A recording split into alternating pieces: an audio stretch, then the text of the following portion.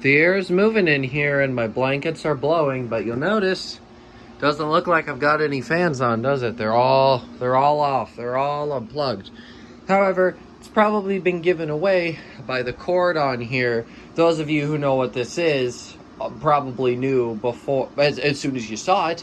Those of you who didn't know, I'm going to show you something kind of cool. This is a hassock fan. It doesn't look like there's a fan. Oh, but trust me, there is a fan in here. As you can see, fan. And they actually are pretty good. I'm actually going to shut the fan off though, just because it's a little loud. And I'm going to do a demo video and upload it on Monday anyways. So you guys will see this fan running a lot more pretty soon. But anyways, this particular hassock fan here is an Emerson. And there it says speed increase off. Over there it says 120 volts, I believe 1.8 amps and 60 hertz. And over there it says catalog number or cat number. I'm pretty sure that stands for catalog though. Catalog number LT123, Emerson Electric Company, St. Louis, Missouri. And then if I rotate it, I can show you the tag that is on the motor. This motor is, of course, an Emerson product. Let's see. There we go. You can see most of the info there. And good, I didn't damage the cord either because I had it tipped over. But anyways, let me just go straighten this fan back out now.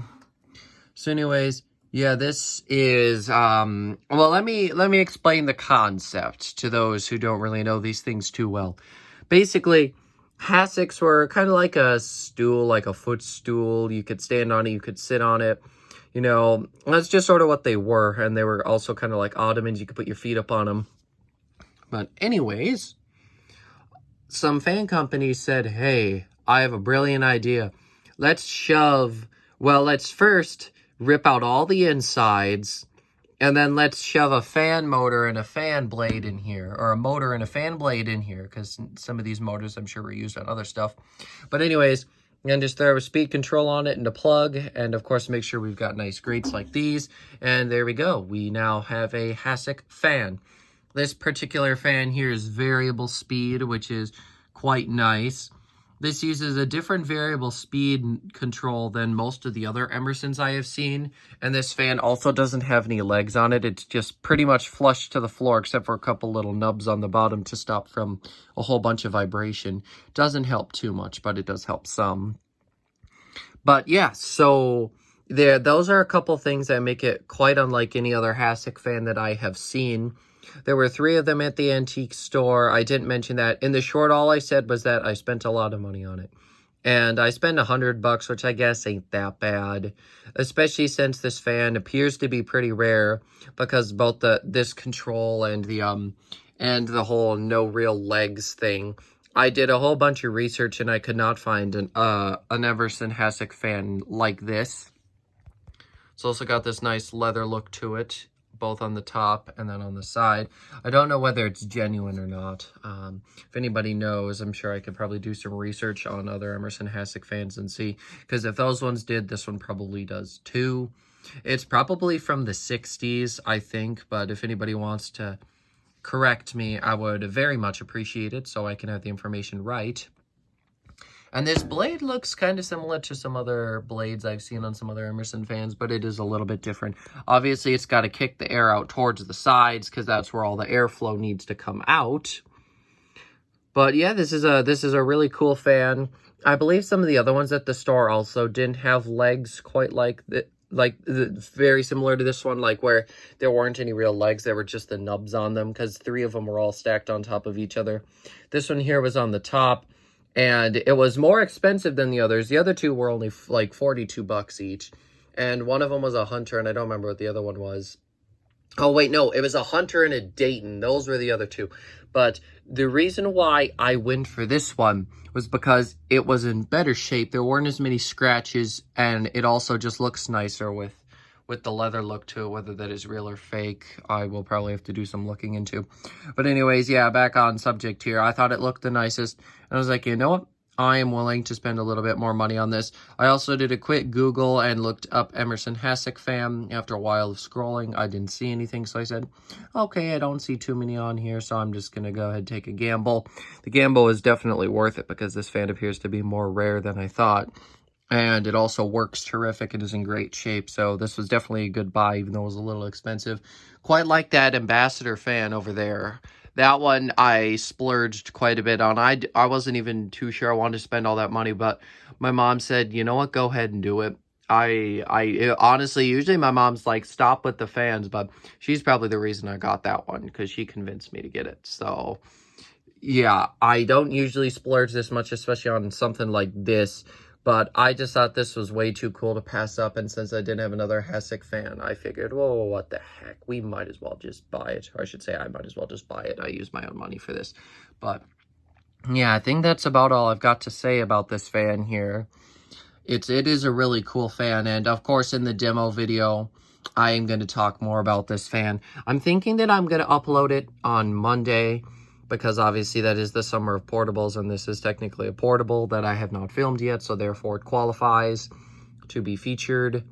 And then tomorrow I'm picking up, I'm pretty sure it's a 2010 Kendall fan catalog, and then next time I saw this at the store, and the guy was like, I would like to give it to you, but I can't because I still have some of these products in, and I need the specs out of this book.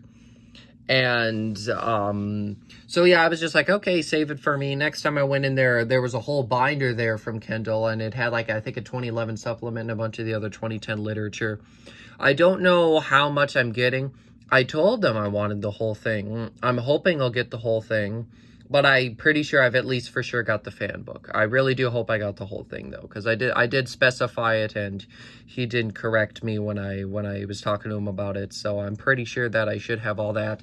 And anyways, the point I'm trying to make here is that anything fan related in there, I'm going to record because it is a catalog, and because it's a catalog, it can be uploaded next Wednesday.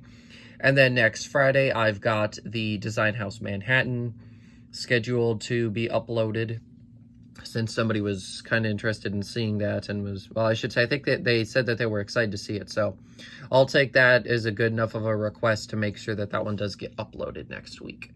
Also, I think I said that I was going to do it. I'm not going to go back on my word. And now I've spent a whole load of time here, and I think at some point I might just decide to upload a little special video. I haven't decided. I'm probably not, but yeah, let me just explain why I'm thinking of doing all this stuff. It's because I reached 200 subscribers, and I got a couple of comments telling me, I was like, yep, I did. Usually I try to wait till I get like 1 or 2 subscribers above the amount that I want to say thank you for, just in case. Numbers fluctuate. Obviously, people unsubscribe. It's completely normal. They don't find the content interesting, so they unsubscribe. You know what happens.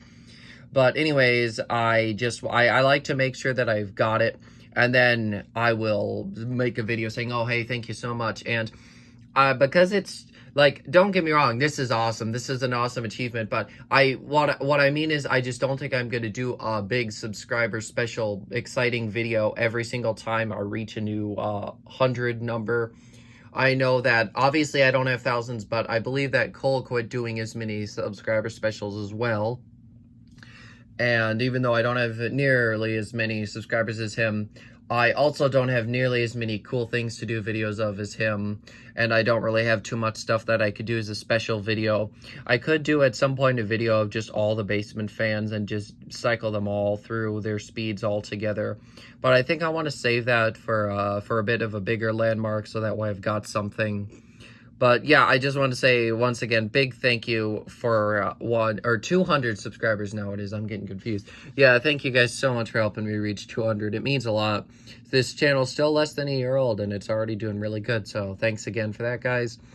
And yeah, that's about all I've got for you here. So I did mention the whole schedule for next week. We've got this fan coming on Monday. Wednesday, we've got some Kendall stuff, and then Friday, we've got the Manhattan. So, yeah, make sure to stay tuned for all that. I don't expect to get any other fans this weekend unless the fan store yields something really cool tomorrow, but I don't have a whole lot of money to spend. I want to save some, so probably not.